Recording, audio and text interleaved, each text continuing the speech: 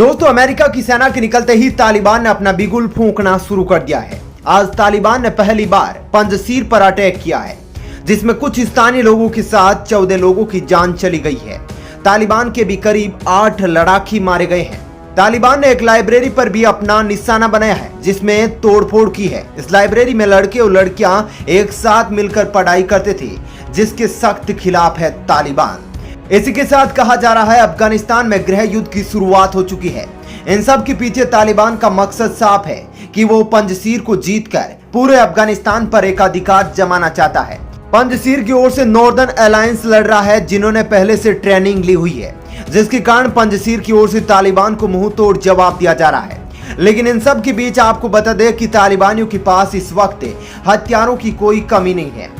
America के जाते ही तालिबानियों ने अमेरिकी सैनिकों के सभी हथियारों पर अपना कब्जा जमा लिया है, जिसके कारण तालिबान पहले से ज्यादा मजबूत हो गया है।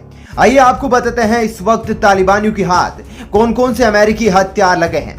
खबरों के मुताबिक कहा जा रहा है कि तालिबान के पास 8.5 लाख से अधिक अमेरिकी हथियार एवं सैन्य उपकरण हैं, जो हाई टेक्नोलॉजी से लैस है। 22,000 से अधिक व्हीकल है, जिनमें से कुछ बुलेट प्रूफ भी है, जिनका उपयोग तालिबान घाटी की संकरी गलियों में कर सकता है। इतना ही नहीं, 8,000 से अधिक पावरफुल ट्रक भी है, जो पहाड़ों पर आसानी से चढ़ सकते हैं। दोस्तों, यहाँ तक ही सीमित नहीं है तालिबान, हवाई मार्ग के भी साधन तालिबान के पास उपलब्ध है, जिसमें 33 Mi-17 हेलीकॉप्टर और 33 UH-60 ब्लैक हॉक हेलीकॉप्टर शामिल है। यह सब तो उनकी लिस्ट थी, जिन्होंने तालिबान ने अमेरिकी सेना के छोड़े जाने के बाद इकट्ठा किया है। तालिबान ने अपने स्तर से भी बहुत हथियार इकट्ठा किए हैं। तालिबान को पता है कि युद्ध हथियार के बल पर ही जीत सकते हैं, इसलिए तालिबान ने पहले से ही हथियार इकट्ठा करना शुरू कर दिया था। तालिबानियों ने अफगानी नागरिकों से भी हथियार इकट्ठा किए, जिन्होंने सरकार से लाइसेंस के आधार पर प्राप्त किया था। अफगानिस्तान की सेना के भागने के बाद उनके हथियार भी तालिबान के हाथ लग गए हैं। अब आप सोच रहे होंगे कि तालिबान जो पंजशीर से बहुत मजबूत है, लेकिन तालिबान जानता है कि पंजशीर की घाटियां और संकरी सड़कों को पार करना बहुत ही मुश्किल है। आज भी पंजशीर की सड़कों के किनारे सोवियत संघ के हारे हुए टैंक, जिन पर जंग लड़े गए हैं, मौजूद है। सड़कों के किनारे रूसी सैनिकों की कब्रगाहें, जो पंजशीर की वीरता की कहानी को बयान करती है। पंजशीर के लिए यह कोई नया संघर्ष नहीं है, इससे पहले भी कई युद्ध लड़ चुका है। सबसे पहले सोवियत संघ ने पंजशीर पर कब्जा करना चाहा, लेकिन पंजशीर की सेना ने सोवियत संघ की सेना को वापस लौटने में विवश कर दिया था। सोवियत संघ ने 1979 से लेकर 1985 तक कुल 9 बार हमले किए थे, लेकिन हर बार विफल रहा था। फिर आया साल 1990 का दशक, एक आतंकी संगठन जिसको अमेरिका ने फंडिंग की थी और पाकिस्तान का सपोर्ट मिला था। उसने 1999 तक अफगानिस्तान को पूरी तरह से अपने कब्जे में कर लिया। पूरे अफगानिस्तान में शरिया कानून लागू कर दिया था। उस आतंकी संगठन का नाम तालिबान ही था। आतंक में आज के तालिबान की तरह ही था, लेकिन पंजशीर को जीत नहीं सका और एक बार फिर से तालिबान लौट आया है। पंजशीर को जीतने की पूरी जद्दोजहद में लगा हुआ है। ये बात तो तालिबान की ताकत की हुई। अब आपको बताते हैं कि इस वक्त जो पंजशीर से तालिबान के खिलाफ लड़ रहा है, वो कितना ताकतवर है। सबसे पहले तो आप ये जान लीजिए कि पंजशीर में वो कौन कौन से शख्स है जो तालिबान को टक्कर देना शुरू कर चुके हैं। पंजशीर की ओर से तालिबान को मुंह तोड़ जवाब देने के लिए जो संगठन तैयार है, उसका नाम नॉर्दर्न अलायंस है, जिसका गठन 1996 में हुआ था, जिसका 1999 में भारत ने भी साथ दिया था। नॉर्दर्न अलायंस में इस वक्त 3 बड़े नेता शामिल हैं, जिसमें प्रमुख अमरुल्लाह सालेह हैं। अशरफ गनी के देश छोड़ने के बाद से अपने आप को कार्यवाहक राष्ट्रपति की घोषणा भी कर चुके हैं और कहा है कि अफगानिस्तान का सर झुकने नहीं दूंगा। दूसरे अहमद मसूद है, जिन्होंने सेना की ट्रेनिंग ली हुई है, और तीसरे अब्दुल रशीद दोस्तम, जो 2014 से 2020 तक अफगानिस्तान के उपराष्ट्रपति थे। ये तीनों नेता उत्तरी अफगानिस्तान के पंजशीर से तालिबान के खिलाफ लड़ाई लड़ रहे हैं। पंजशीर के पास लगभग 10,000 से अधिक सैनिक है और साथ में कुछ फॉरेन फाइटर भी है, जो नॉर्दर्न अलायंस के नेतृत्व में लड़ रहे हैं।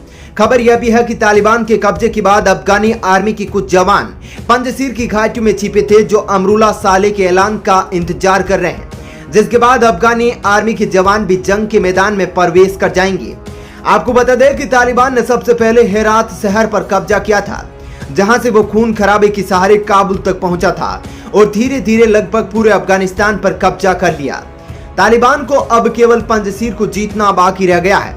जिसके लिए तालिबान कब से बेताब है कि उसका झंडा पंजशीर की सबसे ऊंची चोटी पर कब लहराएगा। आपको बता दें कि अभी तक अफगानिस्तान को हासिल करने में तालिबान को ज्यादा मशक्कत नहीं करनी पड़ी थी।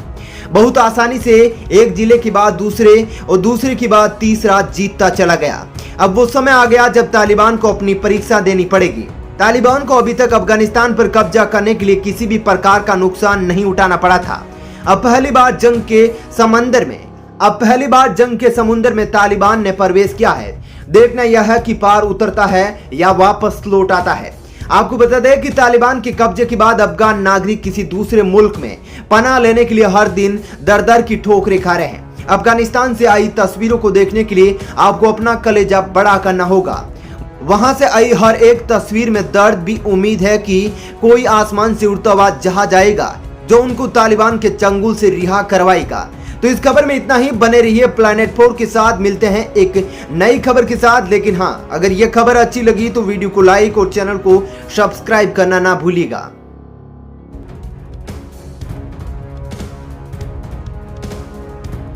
दोस्तों, अफगानिस्तान में तालिबान के कब्जे के बाद वहां पर बिगड़ते हालात को लेकर भारत पूरी तरीके से सतर्क है।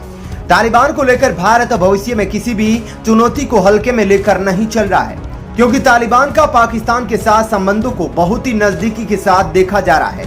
ऐसे में जिस 20 साल पहले तालिबान ने भारत के लिए कश्मीर पर चुनौतियों को जन्म दिया था, वही तालिबान फिर से अफगानिस्तान पर कब्जा किया है। लेकिन दोस्तों, अब की बार हमारे देश के अंदर एक शेर की सरकार है। देश के अंदर नरेंद्र मोदी की सरकार है और मोदी जी पूरी तरीके से अलर्ट मोड पर है। तालिबान को लेकर और दुनिया के तमाम देशों को एकजुट करने में लगे हैं, जो तालिबान के खात्मे के लिए महत्वपूर्ण भूमिका निभा सकते हैं। तालिबान की हर एक्शन का जवाब बहुत ही मजबूती के साथ दे सकते हैं, जिसके बाद तालिबान पूरी तरीके से बदला सा दिखाई दे रहा है और लगातार भारत को लेकर अपने बयान दे रहा है।